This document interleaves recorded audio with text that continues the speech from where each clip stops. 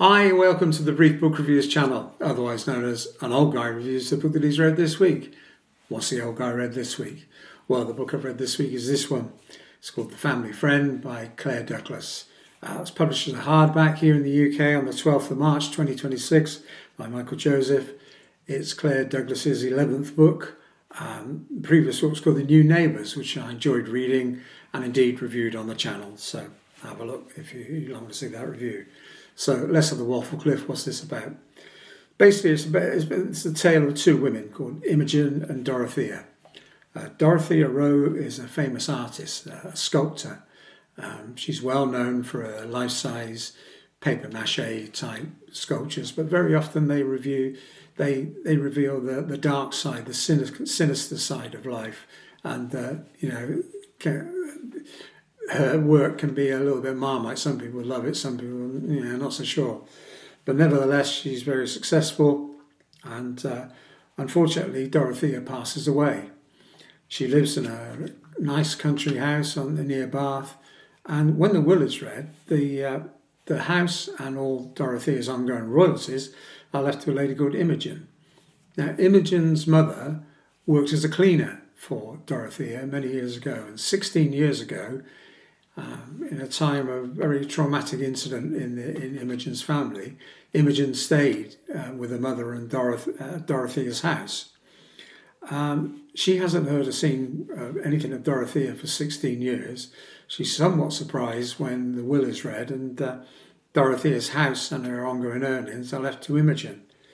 Imogen's currently suspended from her job working at a TV station and thinks maybe, I don't know why she's left the house to me, but maybe this is a good opportunity for me and my partner Josh to start afresh. Currently living in a small flat in Clifton, and the move to the country house near Bath would be great. It's called Villa Oiseau, and it's a beautiful house with beautiful gardens.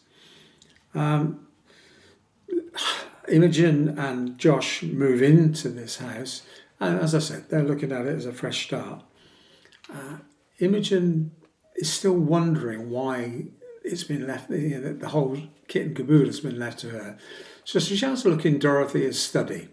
There'd been a lot of rumours about Dorothea starting, basically releasing a new collection. She hadn't released any new work for a while. So she's looking in her studio. Dorothea has basically passed away by falling down the steps from her studio. Initially thought about it as an accident. And Imogen finds a box with her name on.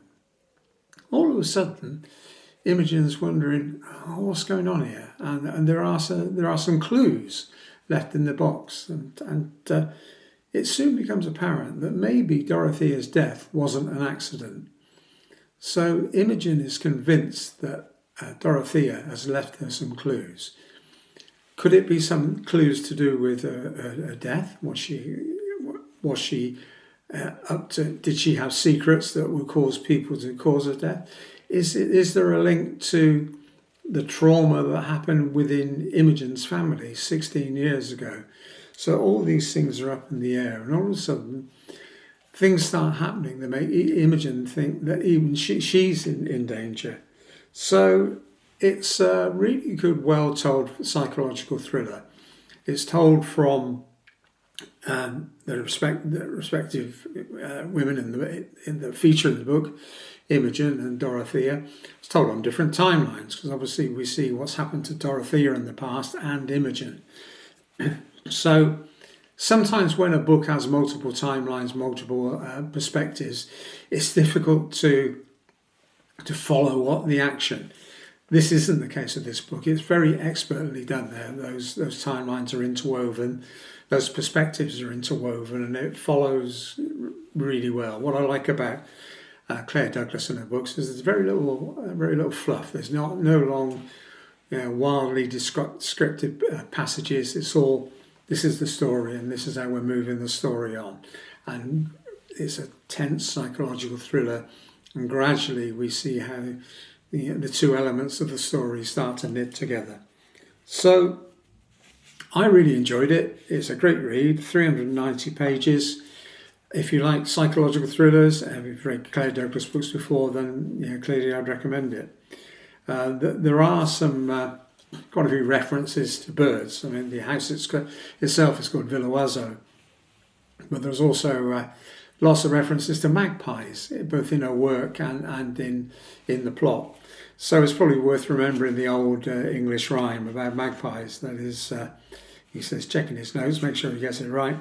1 for sorrow, 2 for joy, 3 for a girl, 4 for a boy, 5 for silver, 6 for gold, 7 for a secret never to be told.